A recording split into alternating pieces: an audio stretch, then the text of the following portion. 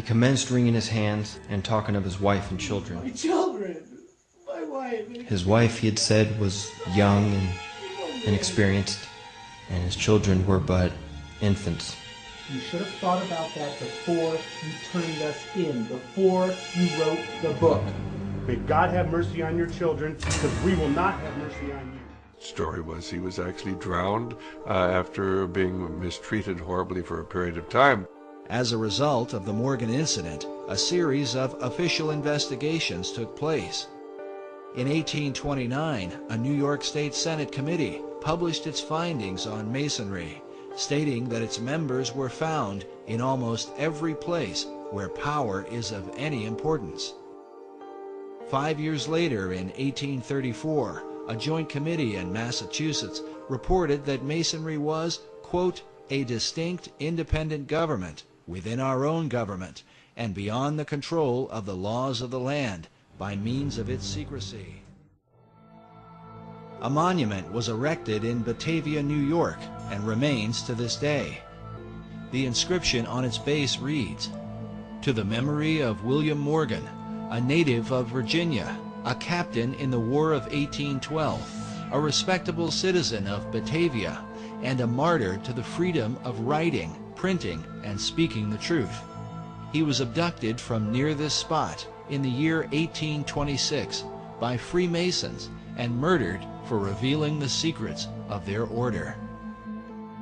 America's second central bank was abolished by President Andrew Jackson, in which he stated, "The bold effort the present bank had made to control the government, the distress it had wantonly produced, are but premonitions of the fate that awaits the American people should they be deluded into a perpetuation of this institution or the establishment of another like it." In 1832, his re-election slogan was "Jackson and no bank." In 1835, Jackson paid off the final installment of the national debt, being the first and only president to accomplish this, done by issuing currency for government bonds instead of issuing treasury notes. A few weeks later, a man by the name of Richard Lawrence tried to assassinate him. This was the first assassination attempt ever on an American president. He was found not guilty by reason of insanity. He claimed wealthy people in Europe put him up to it and guaranteed his release if he was caught. From their beginning with founder Ignatius Loyola in the 16th century, the Jesuits were a subversive organization known for their lust for power. So nefarious were they that the Marquis de Lafayette in 1799 said of them, "It is my opinion that if the liberties of this country, the United States of America, are destroyed, it will be by the subtlety of the Roman Catholic Jesuit priests, for they are the most crafty, dangerous enemies to civil and religious liberty. They have instigated most of the wars of Europe." Napoleon Bonaparte, while lamenting his exile on St. Helena, said, "The Jesuits are a military organization, not a religious order. And the aim of this organization is power.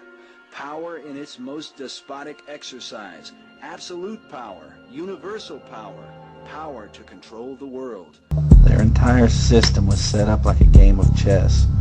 They moved a religion into one space and a secret society into another. They created a battle over there and saved the people with their monetary system over here. And once they finally got all their pieces in place, in the name of their God, the pawns, people, fight to protect the king and queen with their military system, each one publicly praising the other as the people watch the battles helplessly, unaware that the game is even being played. The most commonly found Bible today is the King James Version, written by the 33rd degree Mason, King James. The Mormons were started by a 33rd degree Mason. Jehovah's Witnesses were started by a 33rd degree Mason, etc., etc. And the Masons had a branch known as the Knights Templar of the Roman Catholic Church, who was the founder of the Bible that all their religions are based on. From the shadows, they have engineered every major war, revolution, and recession.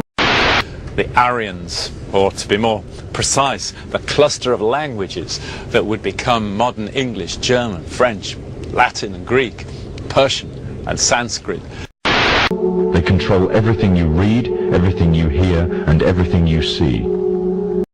The Knights Templar later became the Knights of Malta, and they set up what people now refer to as the CIA, the father of which was General William Joseph Donovan, and the so-called mother was James Jesus Angleton.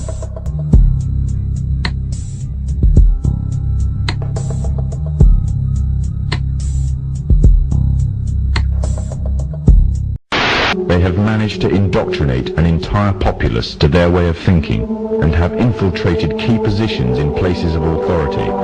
And it is from the shadows that they have created a new political order, a new economic order, and more sinister, a new religious order. The three most important obelisks in the world today have been placed inside their three most important city-states: the inner city of London, Vatican City, and Washington, D.C.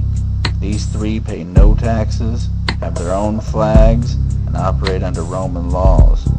The obelisk known as Cleopatra's Needle was transported from Egypt and placed in the inner city of London, the headquarters of the worldwide English Freemasons.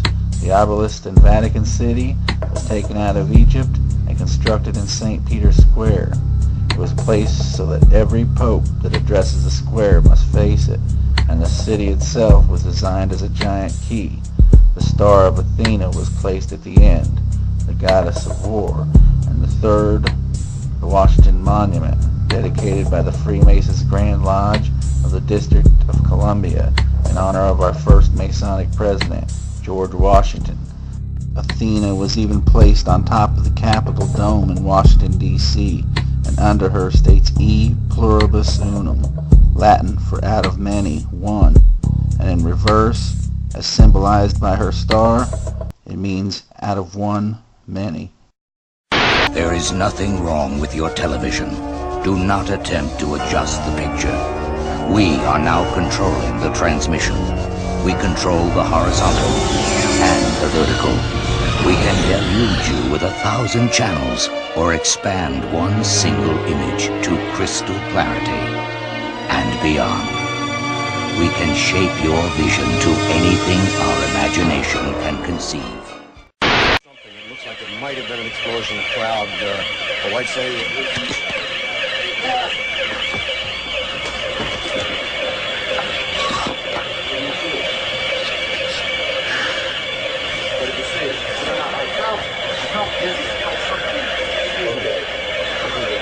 You take it.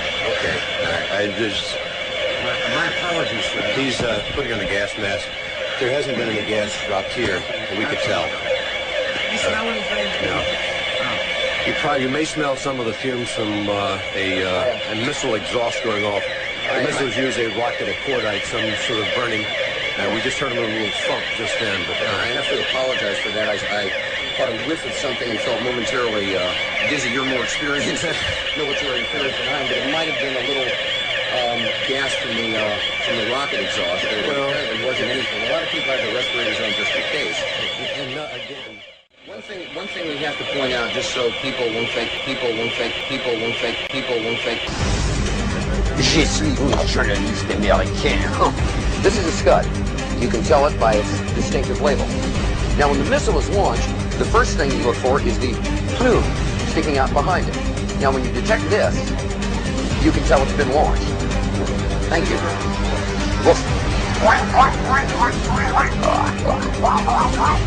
Geopolitics by Dan Quayle. I'm going to go get my hamburger and my coffee. All clear. Every time I order something, this happens. All clear. Thank you.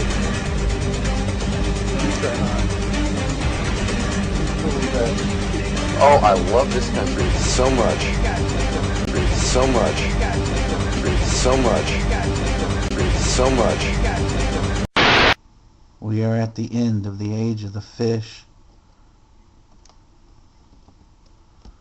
And by knowing when the flood was going to occur, the ancestors of the people who are in charge of our lives today were able to prepare for survival. Today, most people refer to one of the most ancient ancestors of this bloodline as God. Since the ending of the age of the bull, they have controlled almost everything your ancestors were allowed to know and think. This concept of controlling your thoughts through the mainstream media is nothing new. That is why the horns of the bull is their hand sign. It has nothing to do with their make-believe Satan. The sign people think of as the horns of Satan is thousands of years old. It is the sign of Enlil, Zeus, the god of the Bible. The descendants of Zeus and their insider followers have used this symbol ever since they survived the Great Flood in the age of the bull, and it is more than just a representation of the horns of an animal.